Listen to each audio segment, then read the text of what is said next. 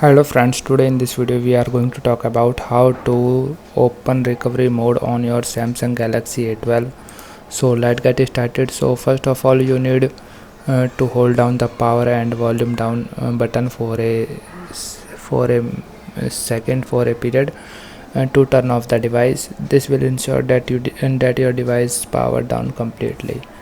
And after this press the volume up and power key at the same time, but release the power button when the Samsung logo appears.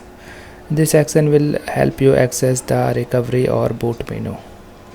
And after this you can see uh, your smartphone will be now in recovery mode. Okay, this mode allows you to perform various system tasks such as wiping cache, reset the device, or install updates. So that's all in this video. I hope you like this video. If you like this video, then please hit a like button. Thank you.